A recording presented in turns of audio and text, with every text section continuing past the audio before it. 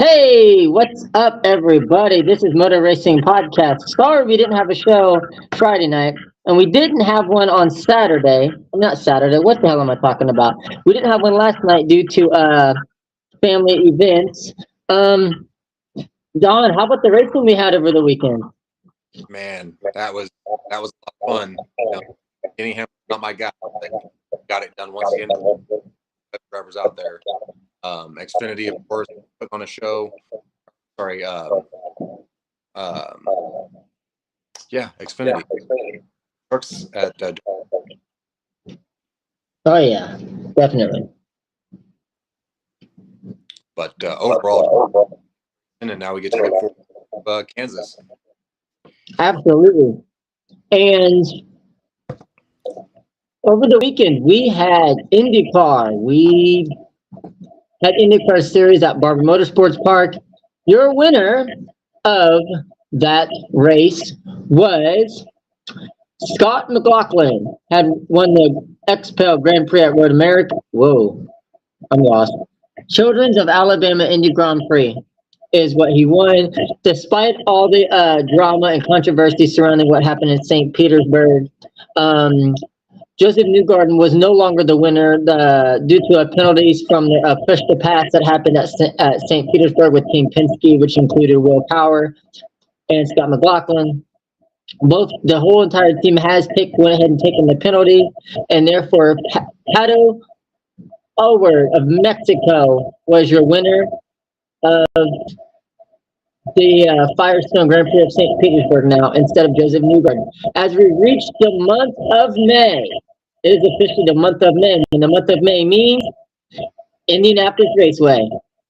So, with that being said, our next IndyCar race will be the Sunsio Grand Prix on May 11th, followed by IndyCar qualifications. And with that being said, Kyle Larson will step behind the wheel of his IndyCar to qualify for the 108th running of the Indianapolis 500, which will be on Sunday, May 26th at 11 a.m. with green flag shortly after 12 p.m.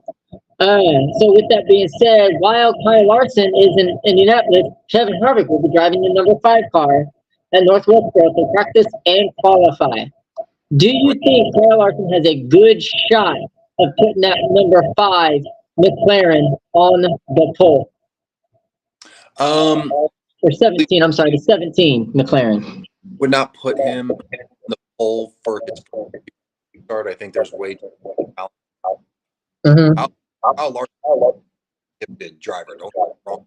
Right of a top 10 car when qualifying rolls 500.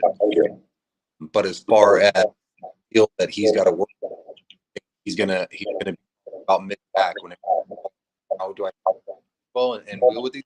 Yeah, probably. Will we see him be out of trouble and all those little quirks that car comes with? That'll be determined. That's one of the reasons we all tune in. We want to see what he can do.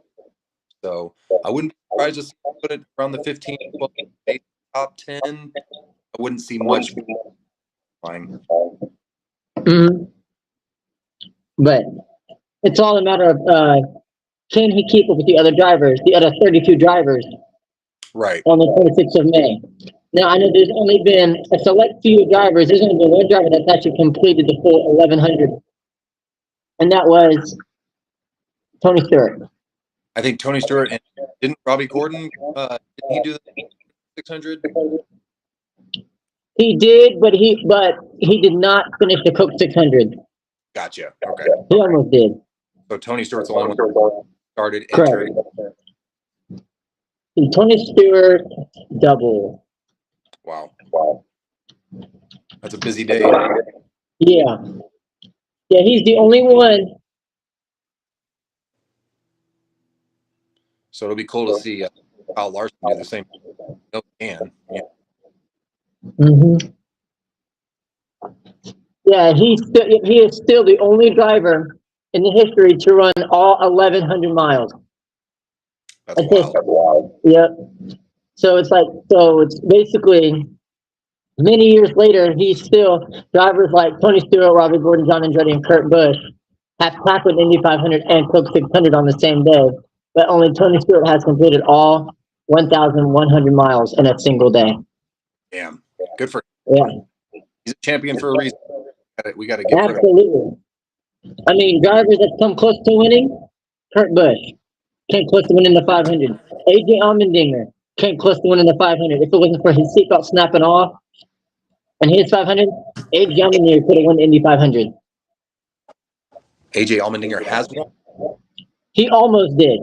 Oh, okay. I was like, I remember him getting a 500. Okay, he won 500. When he was suspended from NASCAR, he returned with Roger Penske, and he ran the Indy 500, and he almost won it, but with like 5 laps to go, he had issues with his seatbelt. Oh, okay. Yeah, so he had to drop back. Gotcha. That kind of sucks because he was having a hell of a day. And So then yeah. this weekend, Yeah, seatbelt issue. yeah, and then we got this weekend so we got Formula One in Miami this weekend. So we'll talk. That'll be this. So for those of you listening, our very own Kevin Marvel had a death in the family last week, and we just want to take the time to send our condolences to him and his family, and let him know that Don and myself we're all here with him, and we hope that everything goes over to you and your family, and we look forward to having you back on the show. We're thinking about you, bud. With that being said, tomorrow and Friday it'll be Don and Kevin running this thing. I'll send the information over to both of you. That way, if one of you want to log in and get things going, it's perfectly fine. It's very simple. This site's actually a hell of a lot easier than StreamYard, to be honest with you. Okay, cool. But I mean, look at the graphics I have on here. I couldn't do that with StreamYard. Right. It was just a plain. Yeah. But we got Miami coming up. So now let's talk some NASCAR. Get after it. All right. So we're gonna go backwards. Cup Series. Okay. Denny Hamlin, Kyle Larson, Mark Truex Jr., Kyle Busch, Chase Elliott, Noah Gragson, Ryan Blaney, Alex Bowman, Daniel Hemrick, and Ty Gibbs round out your top 10. Tyler Reddick, Ross Chastain, AJ Allmendinger, Josh Berry, Austin Cindric, Joey Logano, Chris Buescher, Daniel Suarez, who is now officially an American citizen. Congrats, amigo. Hey, that's awesome, man. Chase Briscoe and John Hunter Nemechek round out your top 20. Corey LaJoie, Carson Hocefer, Justin Haley, Zane Smith making his NASCAR Cup Series debut. Corey Hine, Harrison Burton, Austin Dillon, Jimmy Johnson, Kaz Grala, and Brad Keselowski round out your top 30. And the rest of your field, Ty Gilliland, Bubba Wallace, who got screwed over, William Byron, Christopher Bell, Ricky Stenhouse Jr., Michael McDowell, and Ryan Reese. And to elaborate, Bubba Wallace, after watching it looked like Tyler Rudin got a little tight,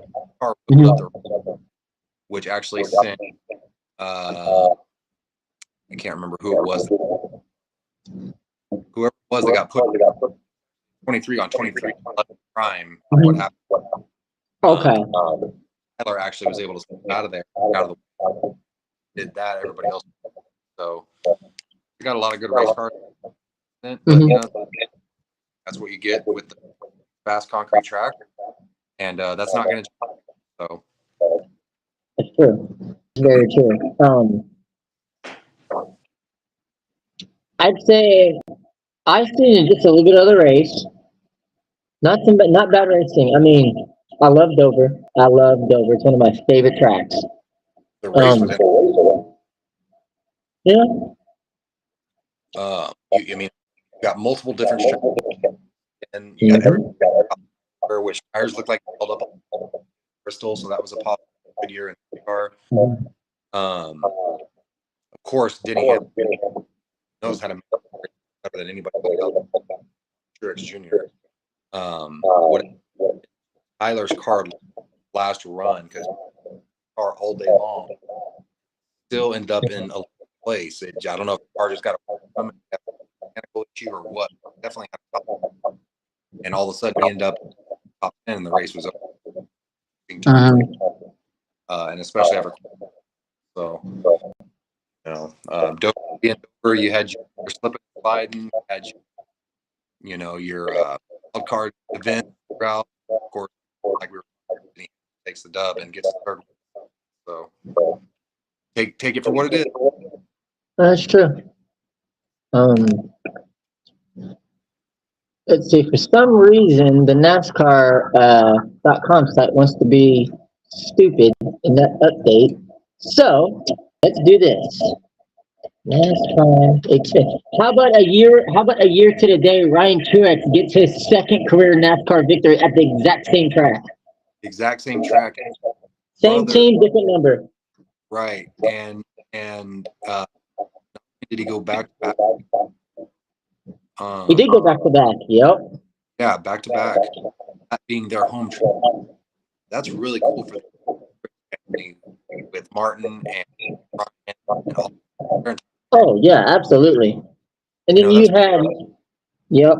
Then you had the rookie Carson Clavel finishing second. Yep. Sam Mayer third. Sheldon Creed fourth. Cole Custer fifth. AJ Allmendinger, Chandler Smith, Kyle Weatherman, Anthony Alfredo, and Parker Retzlaff finishing. That's your top 10. Jeb Burton, Parker Klingerman. Parker Klingerman is having one hell of a year. He really is. And he's doing From, yep, from NBC Pit Road to full-time Xfinity. Yep. Ryan Ellis.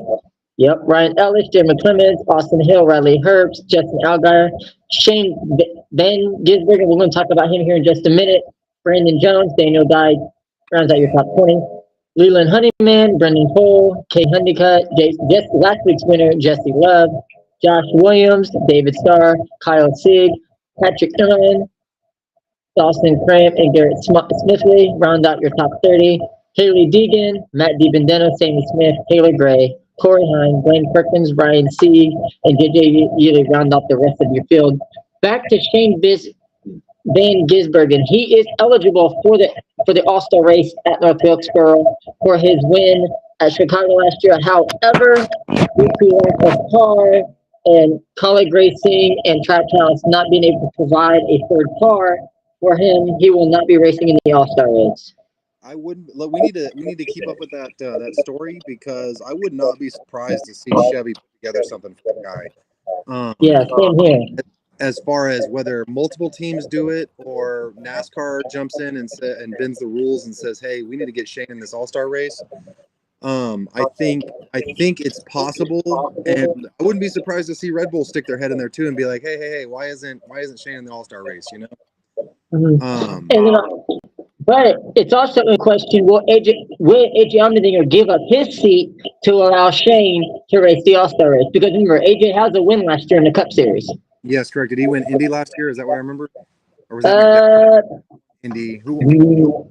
No, I think it was a Charlotte Oval. Okay, the Roval. Okay. I can't remember. I would not be surprised if we get a headline here in the next few days saying that Shane found a Chevy to jump in, because one, NASCAR needs that man at the All-Star race. That guy brings so much attention to the sport, and especially overseas. They would be crazy to not get this figured out. I mean, that's just, I don't understand why Trackhouse can't put him in that 91 car and let him go race, you know? Exactly. They say it's a charter issue. It's got to be a full-time charter and not a part-time car. But that doesn't make any sense. If they've got a race car, let the man race. Let him go get that All-Star win. Exactly. So we'll see what NASCAR does. That'll be an interesting the next few days, because we've got All-Star, 2 weeks? Yes, sir. Okay, so I wouldn't be surprised if something late happens and they actually do get that man on the racetrack. If they don't, that's going to be a huge opportunity missed and disappointing on NASCAR's part. Yeah, because it's been done before. Right. If I remember right. Who was it? I can't remember.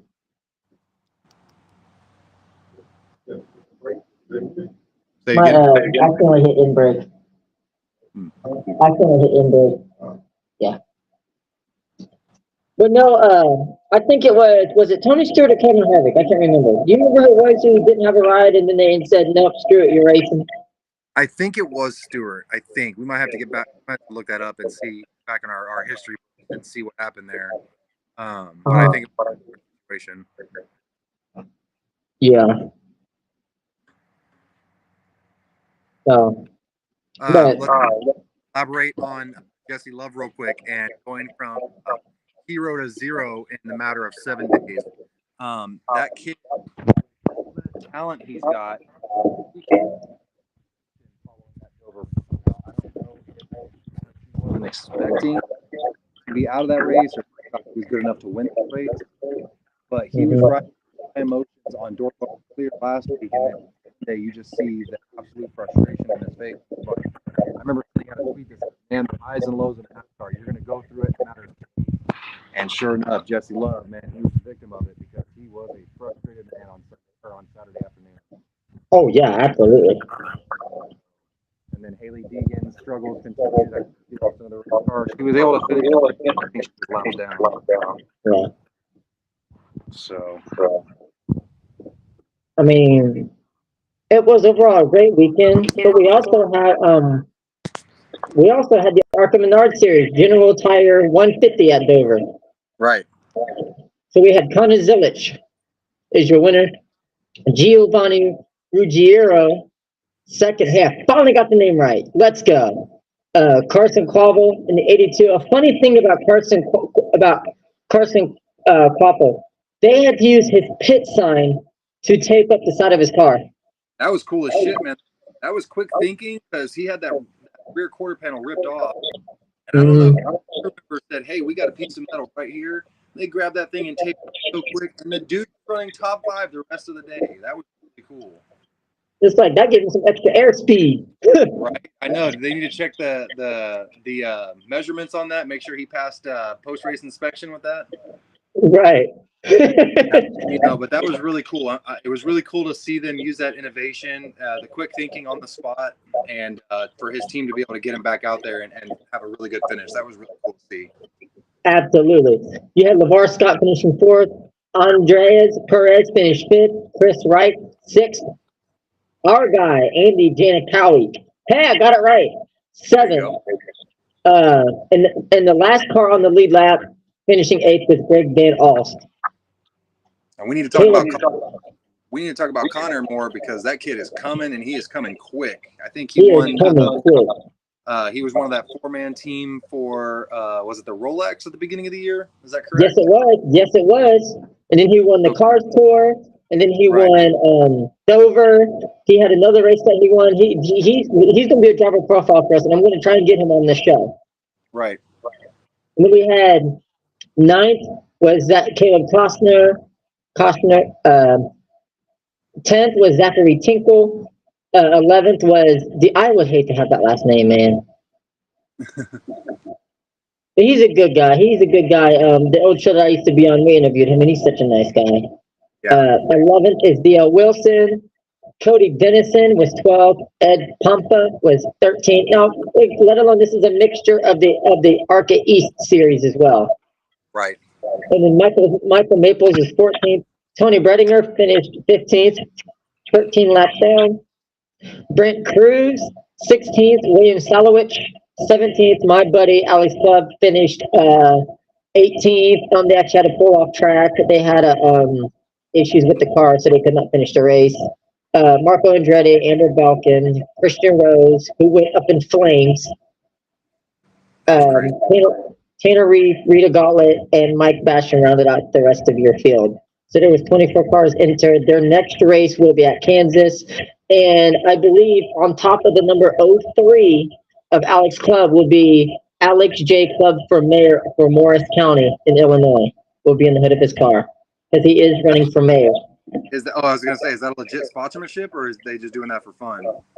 No, like he's legitimately running for mayor of Morris, Illinois.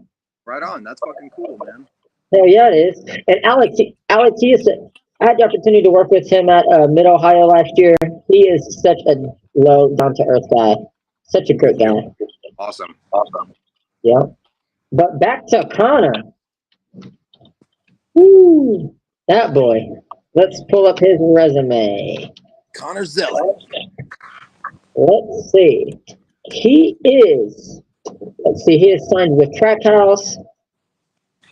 As a developmental driver, here are his achievements. First American to ever win the FIA Karting Academy Trophy. He won the Mazda MX-5 Cup. He won the Mazda MX-5 Cup of the year. He drives for Junior Motorsports, car number 88. He will be. He has one top 10 in the NASCAR Craftsman Truck Series. He has one win, two top 10s in the ARCA Menard Series. Overall, and in the West and in the East Series as well. He has his winner. He's won cars. He's won the Cars Tour at Hickory. He's won the overall the Rolex 24 at Daytona, and he's now an ARCA winner. What a resume! Man, that resume just keeps growing, man. We're going to find him in a full-time Xfinity, and then we're going to find him in a full-time Cup right before too. Because this boy can race. Yeah, he knows about it. He is definitely him. Because I'm just like, because it's like when they said that he accomplished the, because when I said that he won, and I said, holy moly, I was like, right place, right time. It's like he reminds me of Kyle Larson in a way. Right. Except for anything wins it all. He's got that natural swag, but it's not an overconfidence. Correct. Let's see. So it's gonna be very level head of confidence that he's carrying with him, and I think that's what helps Kyle Larson be so successful. Yeah, let's see. So if we pull up his resume, 2024 alone he has more experience and wins than any other better competitors that he's raced throughout their career. He started off with helping ERA Motorsports to an LMP2 class victory in the 24 Hours of Le Mans. Then he also finished first in the ERA Motorsport at the 12 Hours of Sebring, so that's a second sports car victory. He earned his first Cars Tour victory at Hickory Motor Speedway, and then he turns around and seals it with the win at Dover just a few weeks later. What's next in store for Connor? They might get that guy in trucks and just put him right to Xfinity. Or if we're being real, he might jump right to Xfinity. Because why bother wasting a year in trucks? You know? Exactly. I mean, you got guys possibly moving up the Cup next year from Junior Motorsports, or is he? Or wait a minute, or is he with? No, he's with Toyota, I think. Nope, he is with Chevrolet. He's with Chevy. So you got Spire Motorsports will add a car in the Xfinity Series. Put this driver in there. Yeah. Hell, maybe Trackhouse will open up an Xfinity car. That SVG races, move him to full-time next year and put him in that 97. Anything can happen. With the way anything can happen. Right. With the way Justin Marks is running that business out there with Trackhouse, I would not be surprised to see a second Xfinity car running. I agree. I tell you what, Justin Marks is doing such an amazing job. He really is. He's building an empire out there. He sure is. You've got Daniel Suarez, you've got Ross Chastain, you got SVG, who in his NASCAR debut wins at freaking Chicago. Right. First start. Yeah, and then you're teaming with Colleague, one of the best Xfinity Series teams out there, other than Junior Motorsports. Yep. Colleague Racing and Colleague and Trackhouse are the future of the sport. Yep. Man, 2011, don't. They're growing. They are, and it's just. Man, and this is what Connor Zilisch said after his win over the weekend. I can't lie. I can't even lie. During those first 70 laps, I was pretty intimidated. The car was free, but we were sitting under red on the back straightaway, and I was like, damn, I just need to go on. I just need to get on the gas. Yep. And then look what happened. Once he learns the little trick, it's that little trick. You don't lift. You You got to stay on. If you lift, that means you sit down and head towards the wall. If you stay on Yep. that gas, that's when the car bites and heads around the corner perfectly. So once he learned that, he was good to go. Oh, absolutely. And I remember a guy by the name of Andy J at Daytona said, you know, I'm just going to put my foot on the gas and I'm not lifting unless I see God or the checkered flag. And look, he finished the race. He may have crashed, but he still finished the race because he had that heart. When you hear those comments from drivers, that's how passionate, that's how you know they're very passionate about all of this. Correct. But man. That kind of passion from the driver means more to the fans. It means more to the sponsors when they show that kind of passion and effort in their respective sport. Never want somebody that's too not lackadaisical, but too laid back on it. You want somebody with a little passion, a little fire, and a little bit of heat on the microphone. You know. Yeah. So, but it's on to Kansas. Oh, I don't think we're in Kansas anymore. But before we go, let's talk about that beautiful, gorgeous looking number 48 Ally Chevrolet for Darlington. Yep, got Jimmy Johnson's colors run on that bad boy. What a great idea by Hendrick and everybody to put that together. Bowman and Jimmy Johnson and Hendrick. Also, shout out to Hendrick, Terry Labonte, and Kyle Larson on their 5 cars they're going to put on the track. That thing looked awesome. And you got Chase Elliott driving Dale Jr.'s number 88 National Guard Daytona winning team. Yeah, got the yellow chrome numbers on the red, white, and blue paint. That's going to look awesome. Yep. And now the question is now, which version of Jeff Gordon's car do we get on that 24? That's a great question. You know, he has so many popular schemes that he's put out over the years. I would definitely tell fans to expect flames off the front of the car and down the side of the door. But as far as which specific year that Hendrick and them boys chose, that we're just gonna have to wait for that Instagram up. Yeah, because as a long-time Gordon fan, I'm excited to see what's next for that 24. Right. But I guess Jeff Gordon is actually designing that car for William Byron, so you know he's gonna give it his best shot. Like my all-time favorite scheme is Rainbow Warrior. Yeah, it's hard to go against the Rainbow Warrior scheme. Such an iconic, classic scheme that was run in the late 90s. And of course, contrasted Dale Earnhardt Sr.'s black number 3. I think they played that perfectly as far as Jeff Gordon, young, spry, new talent, and Dale the Intimidator being the old savvy veteran, right? And so absolutely. Cars so they can go at it on the track. Yeah, but nothing beats Matt Kenseth and Dale Earnhardt Jr.'s last race together in their throwback schemes. Right. Nothing beats the Budweiser scheme, and nothing beats Matt Kenseth's DeWalt scheme. Right. Did Dale Jr. ran the Exalta 88, but it was all red and it looked like the Budweiser, right? Yes, sir. Right on. And then Matt Kenseth, of course, he's got all his iconic car schemes. Listen, back with blast. I wish I could make it out to Darlington for that race. For all the teams. Hopefully one year I can get out there.